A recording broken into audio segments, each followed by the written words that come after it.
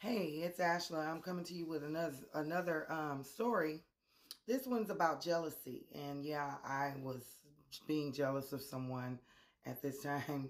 I think we all have gone through it, and if you haven't, maybe you're not human.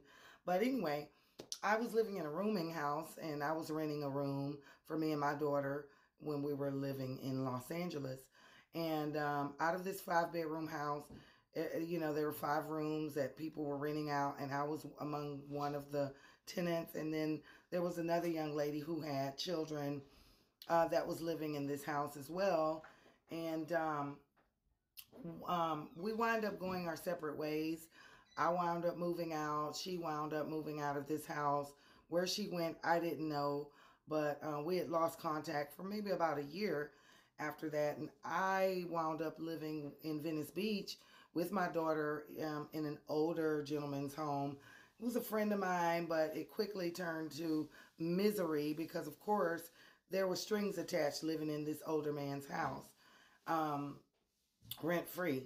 And so with that, I was miserable. I was miserable, and I did apply for Section 8 housing while I was there, but I hadn't heard from them. Time went on, about a year passed, and my little friend surfaced. She called me out of the blue one day, and she says, "Come by and see my new apartment." Well, went by, visited with her and her children, with my daughter. And I was instantly jealous, just eaten up and consumed with jealousy. I look around, I'm seeing her new furniture, new TVs, and things like that. And her kids in their room, she has her room. I'm living with someone, and I was completely jealous. So the more I sat there, the more jealous I got, and I was beginning to fear that it was radiating so strongly that she was going to feel this jealousy. I didn't want my friend feeling that. I didn't want to be jealous of her, but it just was what it was at that time.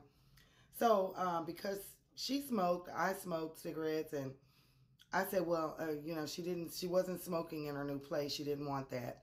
So I said, well, girl, let me step out on the patio and smoke a cigarette.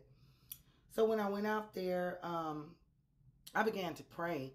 And I told God, I said, I don't like this feeling. I don't want to be jealous of her. I really want to be happy for her. I just want to go back in there and really, truly, sincerely be happy for her. And so it was crazy because it was like instantaneously that feeling, that heavy feeling of jealousy, it just lifted. It lifted off of me. I couldn't believe it. I was able to go back in her apartment and just look around and tell her, how proud of her I was, and hey, this is nice. I'm so happy for you and your children. And then she starts to tell me, girl, when I moved out of that house, I wound up having to sleep in my van. She had a minivan. And then she says, I would go to work, take my kids to school or daycare, but I was sleeping in my van. Then I wound up moving in with my father, and that didn't work. Then I wound up going to a shelter with my kids, and oh my goodness. So after all that being said, I was even more happy for her because of what she had to go through to get where she now was. And I was just so happy and overwhelmed. And before the night was over, we really had a good time. It was sincere. I was very happy for my friend, and especially after hearing her testimony and what all she went through, it just made my heart even more happy for her. And I wound up, going home, me and my daughter, and I would say, I think it was not even a full month later, I go to the mail. Now, I had applied for this housing um, probably like a year or right after I moved out of that house. So I wasn't expecting to hear anything so soon. I tell you, I went and checked the mail like not even 30 days after that visit with her. And guess what?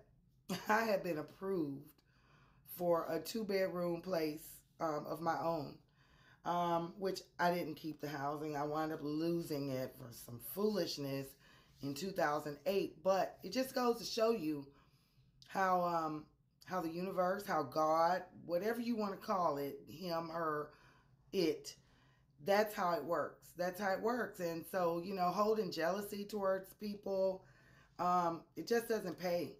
Matter of fact, it eats you up and it makes matters worse in your life when you go around just being jealous and hateful heart, mean, spirited, envious. That's all lumped in the same category. So that was a valuable lesson for me. And believe it or not, I've never suffered jealousy like that since then. That was probably about 2003. Yeah, it was 2003. So I just want to share that with you guys. If you are holding jealousy, stop. Stop. You're just holding yourself back. Do better.